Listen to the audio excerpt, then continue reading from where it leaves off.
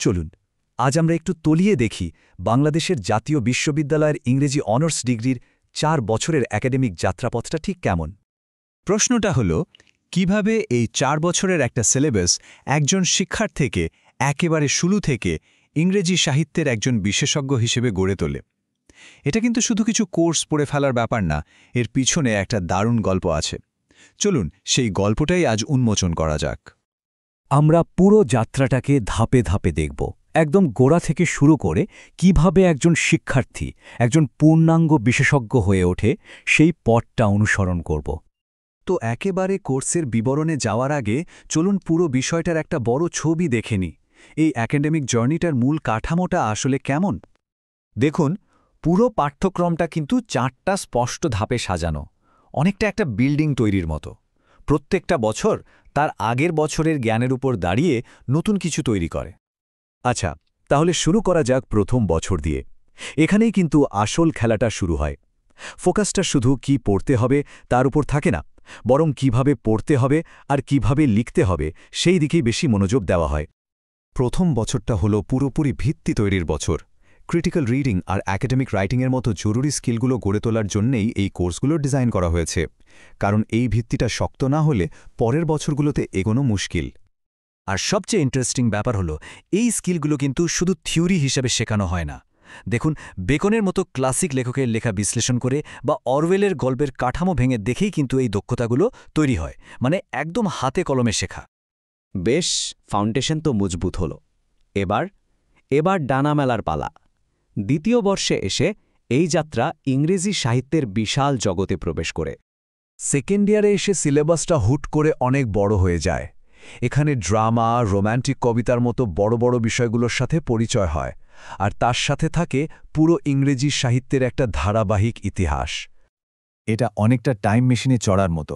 একদম ভাষার শুরু থেকে রেনেসা, রোমান্টিক যুগ পেরিয়ে আধুনিক যুগ পর্যন্ত পুরো সাহিত্যের বিবর্তনটা চোখের সামনে চলে আসে। এটাই কিন্তু এই ডিগ্রির ঐতিহাসিক মেরুদণ্ড। এখানে এসে শিক্ষার্থীরা এমন সব লেখা পড়ে যা পুরো একটা সাহিত্য প্রকারকে সংজ্ঞায়িত করেছে। একদিকে যেমন প্রাচীন গ্রিক ট্র্যাজেডি পড়ছে, ঠিক তার পাশাপাশি হয়তো ওয়ার্ডসওয়ার্থ বা কিটসের মতো রোমান্টিক কবিদের লেখা নিয়ে আলোচনা করছে।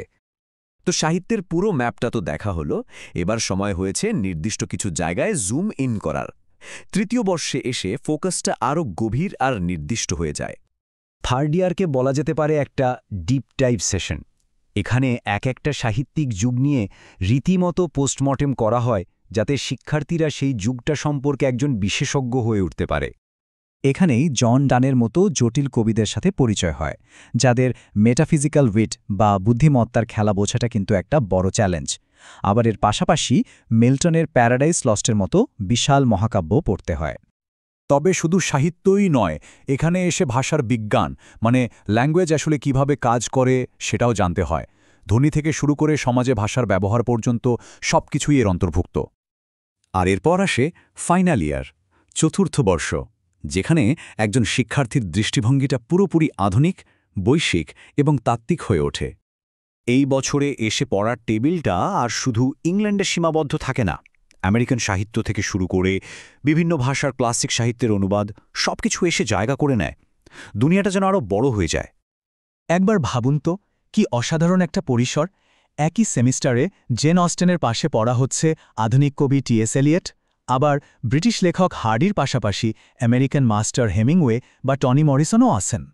আর ফাইনাল ইয়ারে এসে নিজের আগ্রহ অনুযায়ী পথ বেছে নেওয়ারও একটা দারুণ সুযোগ থাকে।